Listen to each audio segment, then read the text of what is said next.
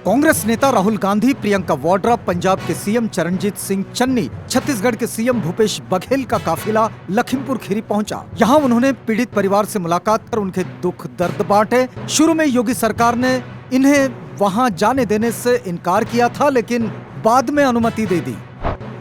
Bahujan Samaj party Himachal Pradesh में तीसरे विकल्प के रूप में सामने आएगी। प्रदेश की जनता भाजपा व कांग्रेस की जुगलबंदी व गलत नीतियों से दुखी है। ऐसे में प्रदेश की जनता बड़ी राहत के रूप में बहुजन समाज पार्टी को तीसरे विकल्प के रूप में तलाश रही है। लोग बहुजन समाज पार्टी से जुड़ रहे हैं और आने वाले समय में बसपा हिमाचल के तीसरे विकल्प की उम्मीदों पर खरा उतरेगी। महंगाई से आम जनता त्रस्त है, गृहिणियों का बजट बिगड़ गया है, 2 वक्त की रोटी के लिए लोगों को जद्दोजहद करनी पड़ रही है।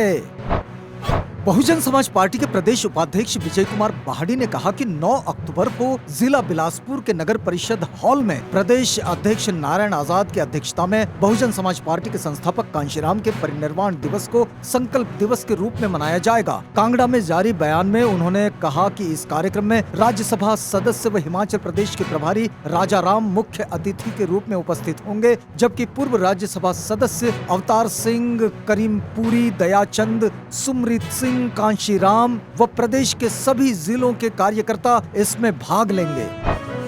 महाराष्ट्र सरकार में कैबिनेट मंत्री नवाब मलिक ने क्रूज रेव पार्टी में बड़ा खुलासा किया है। उन्होंने आरोप लगाया कि अभिनेता शाहरुख खान के बेटे आर्यन खान के साथ सेल्फी लेने वाला शख्स केपी गोसावी असल में भारतीय जनता पार्टी का कार्यकर्ता है। उन्होंने ये भी कहा कि आर्यन के दोस्त और सह अभियुक्त अरबाज को घसीटकर एनसीबी ऑफिस में ले जाने वाला शख्स मनीष भानुशाली भी भारतीय जनता पार्टी का पदाधिकारी है। सुप्रीम कोर्ट ने पटाखों के इस्तेमाल पर कहा कि उत्सव दूसरों के जीवन की कीमत पर नहीं हो सकता। कोर्ट ने साफ शब्दों में कहा कि हम जश्न मनाने के खिलाफ नहीं है, लेकिन ये दूसरों के जीवन की कीमत पर नहीं होना चाहिए। देश में मुख्य समस्या प्रतिबंधों को लागू करने की है। किसी भी व्यक्ति को, किसी एक वर्ग को नाखुश नहीं करना चाहिए। अदालत ने रोक के बावजूद पटाखों में प्रतिबंधित सामग्रियों के इस्तेमाल पर कंपनियों को फटकार लगाई। कोर्ट ने कहा कि हम आपको ऐसी सामग्रियों को गोदाम में भी रखने की इजाजत नहीं देंगे। जर्मनी के बेंजामिन लिस्ट और अमेरिका के डेविड मैकमिलन को इस साल का केमिस्ट्री का नोबेल पुरस्कार मिला है। एसिमेट्रिक ऑर्गन कैटालिसिस पर रिसर्च के लिए उन्हें ये सम्मान दिया जा रहा है। सरकार ने नॉन गेजेटेड रेल कर्मियों को 78 दिन का बोनस देने का फैसला किया है। इसका फायदा 11,56,000 कर्मचारियों को मिलेगा। इस पर सरकार कुल 1,985 करोड़ रुपए खर्च करेगी। ये जानकारी केंद्रीय मंत्री अनुराग ठाकुर ने दी है। पंजाब के मुख्यमंत्री चरणजीत सिंह चन्नी केंद्रीय गृह मंत्री अमित शाह से मुलाकात करने के लिए उनके आवास पहुंचे। मुलाकात के दौरान मुख्यमंत्री चन्नी ने लखीमपुर खीरी मामला समेत कई मुद्दों पर गृह मंत्री से चर्चा की। इस बारे में जानकारी देते हुए मुख्यमंत्री चन्नी ने कहा कि उन्होंने केंद्रीय गृह मंत्री अमित शाह से मुलाकात की और उनसे 3 कृषि कानूनों को निरस्त करने का आग्रह किया। उनसे ड्रग्स और हथियारों की तस्करी को रोकने के लिए पंजाब के साथ अंतर्राष्ट्रीय सीमा को सील करने के लिए भी कहा। ओडिशा सरकार ने ट्रांसजेंडरों के लिए समान अवसर नीति जारी की है, जिसके परिणाम स्वरूप शिकायत दर्ज कराने के 15 दिनों के भीतर उनकी शिकायतों के निवारण के लिए एक शिकायत अधिकारी की नियुक्ति की जाएगी। बिहार विधानसभा उपचुनाव को लेकर महागठबंधन टूट सरेआम हो गई है। तारापुर और कुशेश्वर स्थान सीट पर आरजेडी के प्रत्याशी उतारने के बाद अब कांग्रेस ने भी यहां अपने उम्मीदवार उतार दिए हैं। कुशेश्वर स्थान सीट से अतिरेक कुमार तो तारापुर विधानसभा सीट से राजेश कुमार उम्मीदवार बनाए गए हैं। इस तरह अब महागठबंधन एकजुट होकर नहीं बल्कि आपस में ही मुकाबला करने मैदान में उतर चुका है। नीति आयोग की रिपोर्ट में बिहार की स्थिति चिंताजनक है और स्वास्थ्य के क्षेत्र में बिहार नीचे से पहले पायदान पर है। बिहार को निचले पायदान पर दिखाने के बाद सीएम नीतीश कुमार बिफर गए हैं। उन्होंने नीति आयोग की रिपोर्ट पर सवाल खड़े किए और कहा कि नीति आयोग का पैमाना सही नहीं है। विकसित और विकासशील राज्यों को एक पैमाने पर नहीं तौला जा सकता। लखीमपुर खीरी में किसानों की हत्या के बाद सरकार और संयुक्त किसान मोर्चा की सहमति एक बड़े तबके को रास नहीं आ रही है। लोग इसे लेकर राजनीतिक गठजोड़ की बातें करने में लगे हैं। सबसे ज्यादा सवाल संयुक्त किसान मोर्चा के नेता राकेश टिकैत पर उठे हैं। सोशल मीडिया पर यूजर्स इस पूरे घटनाक्रम में टिकैत की कार्यशैली को संदिग्ध बता रहे हैं। यूजर्स का कहना है कि आरोपियों की गिरफ्तारी और अंतिम संस्कार से पहले समझौता कर लेना समझ से परे है। लालू प्रसाद यादव के बेटे हाल के आंदोलनों से गायब दिखे हैं। अब लालू प्रसाद ने अपनी पार्टी को कह दिया है कि जेल जाने से मत डरो। आरजेडी सुप्रीमो ने पूछा कि सत्याग्रह से लोग क्यों डरते हैं। दरअसल लालू प्रसाद वीडियो कॉन्फ्रेंसिंग के जरिए तेजस्वी यादव के सरकारी आवास में आयोजित प्रशिक्षण शिविर को संबोधित कर रहे थे। विश्व स्वास्थ्य संगठन यानी कि WHO के एक्सपर्ट्स भारत बायोटेक की कोरोना वैक्सीन कोवैक्सीन को लेकर अगले सप्ताह बैठक करेंगे। बैठक में इस बात पर फैसला लिया जाएगा कि कोवैक्सीन को इमरजेंसी इस्तेमाल की मंजूरी दी जाए या नहीं। यूएन की हेल्थ बॉडी ने ट्वीट करके इसकी जानकारी दी है। यूनेस्को की एक रिपोर्ट के अनुसार देश में लगभग 1.2 लाख स्कूलों पर सिर्फ एक टीचर है, जिनमें से 89% ग्रामीण क्षेत्रों में है। रिपोर्ट में कहा गया है कि भारत को मौजूदा कमी को पूरा करने के लिए 11.16 लाख अतिरिक्त शिक्षकों की जरूरत है। भारत के लिए शिक्षा रिपोर्ट की स्थिति 2021 शिक्षकों पर केंद्रित है, जो बड़े पैमाने पर पीरियोडिक लेबर फोर्स सर्वे और शिक्षा के लिए integrated district information system data के एनालिसिस पर आधारित है।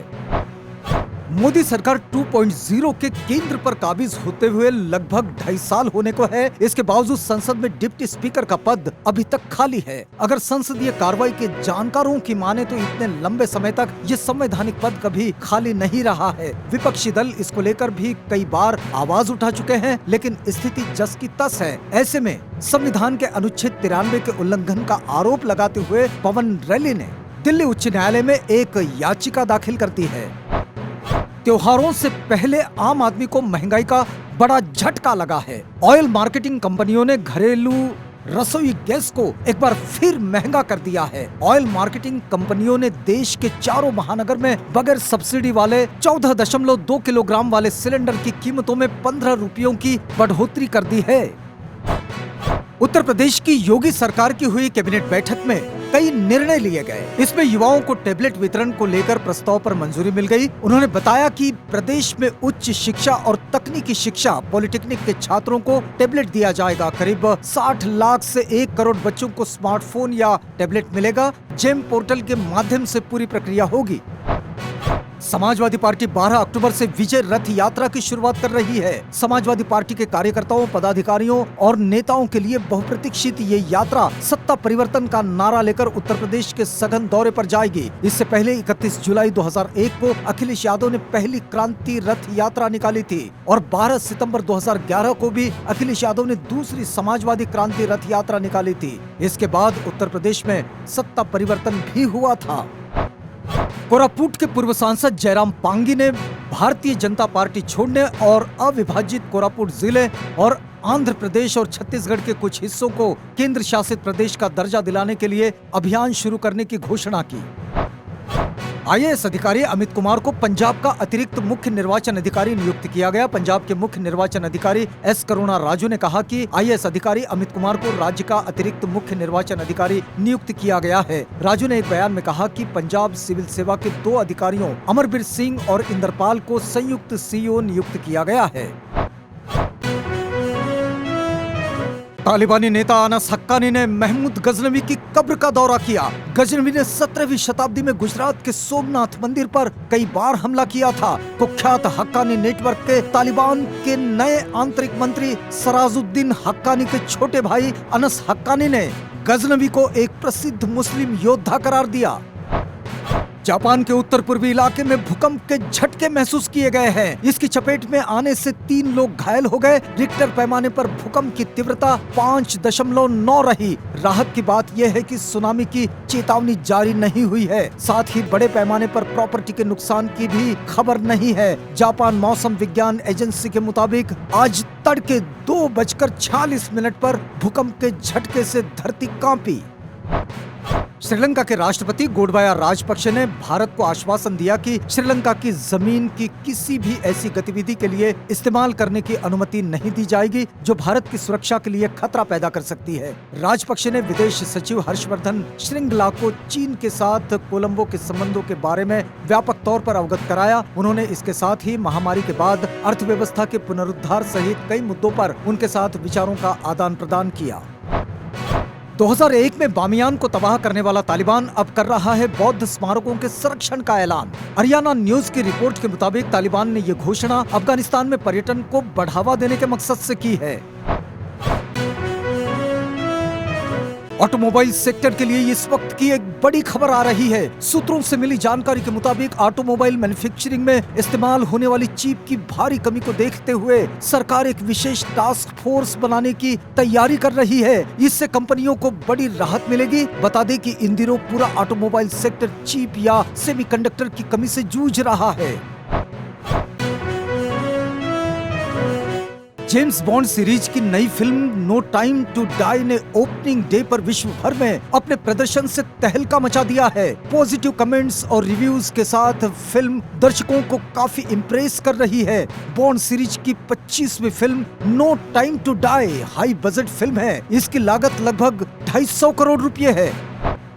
शाहरुख खान के बेटे आर्यन खान की ड्रग्स केस में गिरफ्तारी के बाद लगता है कि अभिनेता के सितारे गर्दिश में जा रहे हैं। शाहरुख खान के फैंस उनकी आगामी फिल्म पठान के रिलीज होने का बेसब्री से इंतजार कर रहे हैं, लेकिन लगता है कि फिल्म की शूटिंग एक बार फिर से रुकने वाली है। 10 अक्टूबर को शाहरुख खान और दीपिका पादुकोण की फिल्म पठान का इंटरनेशनल शूटिंग शेड्यूल शुरू हो रहा है। हालांकि अब ऐसी रिपोर्ट सामने आ रही है कि ये शेड्यूल पोस्टपोन हो सकता है। बॉलीवुड अभिनेता राजकुमार राव और एक्ट्रेस कृति सेनन की फैंस के लिए एक अच्छी खबर है। दोनों सितारे अब फिल्म हम दो हमारे दो में एक साथ नजर आएंगे, जिसका टीजर सोशल मीडिया पर सामने आया है।